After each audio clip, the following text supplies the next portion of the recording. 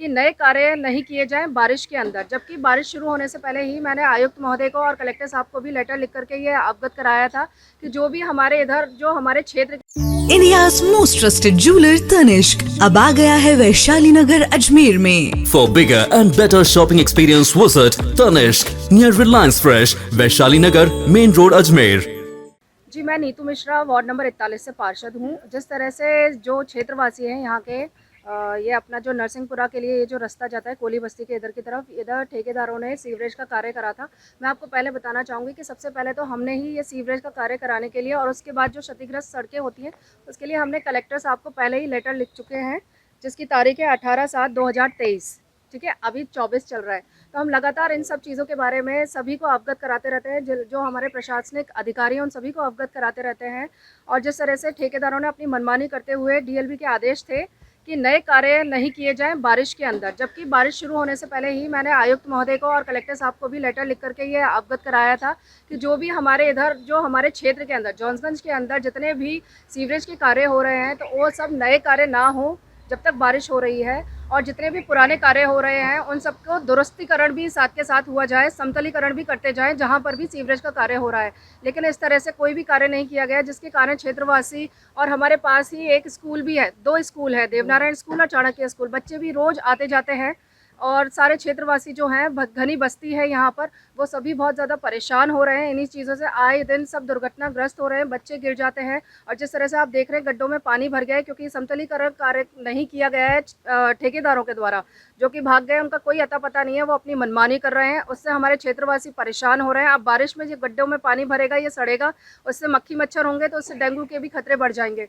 तो हमारे क्षेत्रवासी बहुत ज़्यादा परेशान हैं और मैं उन सभी माता बहनों और हमारे सभी भाइयों के लिए आप सभी से अपील करती हूँ कि इस कार्य को जल्दी से जल्दी कराया जाए। और ये किसको फ़ायदा पहुँचाने के लिए या किसको नुकसान पहुँचाने के लिए, नुकसान तो हमारी जनता ही भोग रही है और हम जनता के साथ खड़े हैं। तो मैं यही चाहूँगी कि जल्दी से जल्दी इन सड़कों को दुरुस्त किया जाए और आम जनता को राहत दी जाए। अगर नहीं होता है तो फिर क्या होगा? नहीं होगा तो जो हमारी जनता कहेगी हम उनके साथ खड़े हैं, हर संभव प्रयास करेंगे आगे से आगे, और प्रशासन की आंखों को खोलेंगे कि हमारी जनता, और हम चाहेंगे, हम ये भी मैं कहना चाहती हूँ कि इस अजमेर क्षेत्र के अंदर मुझे मानचित्र के अंदर ये बता दिया जाए कि जॉन्सगंज आता है कि नहीं आता है, कि हमारी समस्याओं का निराकरण होगा कि नहीं होगा। क्योंकि हम तो सिर्फ लेटर ही लिखते जा रहे हैं प्रशासन को, वो लोग कब इस तरफ ध्यान देंगे कि एक जॉन्सगंज भी क्षेत्र है, वहाँ के लोग भी जो मेन और मुख्य समस्याओं से ग्रसित हैं उनका समाधान कब होगा, मैं यही जवाब चाहती हूँ। क्या है? भैया यहाँ से सीवरेज का काम जब से हुआ है, जब से ही अधूरा पड़ा हुआ है। अधूरा होने के बावजूद भी दोबारा करा तो उन्होंने भी ऊपर नीचे उसके सीवरेज के मेन होल बना दिए हैं, तो वो इतने ऊंचे कर दिए हैं कई जगह कि उससे गाड़ी निकलती है तो टकरा के गिर जाता है आदमी, वो दुर्घटनाग्रस्त होता है। और ये खड्डे इतने हो गए हैं कि इस पर गाड़ी चलाना दूभर हो गया। बच्चे स्कूल जाते हैं तो स्कूल जाने में परेशानी होती है, आने जाने में बड़ी दिक्कत है। बूढ़े बुजुर्गों का तो निकलना ही दुश्वार हो गया है यहाँ से।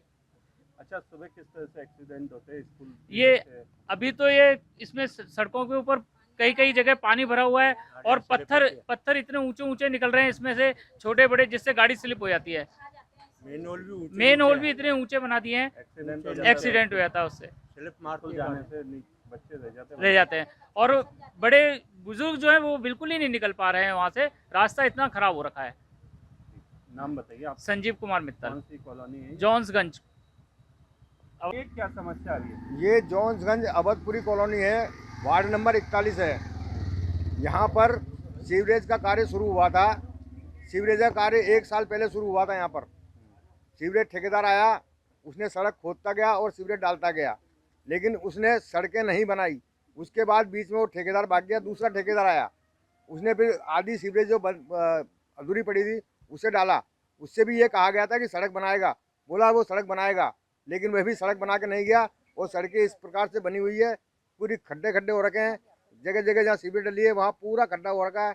बारिश का मौसम तो अभी आया है, लेकिन उसके पहले भी यही हालत थी और अभी भी यही हालत है। और अब तो हालत ज़्यादा बिगड़ गई है, लोग घरों से बाहर निकलने को तरस रहे हैं और बच्चे स्कूल जाते हैं तो गिरते हैं, गाड़ियाँ स्लिप हो रही है, कई बुजुर्गों को तो लग गई। हमने पार्षद से कहा तो पार्षद ने बोला कि मैंने कह दिया कलेक्टर साहब को, उन्होंने लेटर भी दिखाया कलेक्टर को दिए हुए।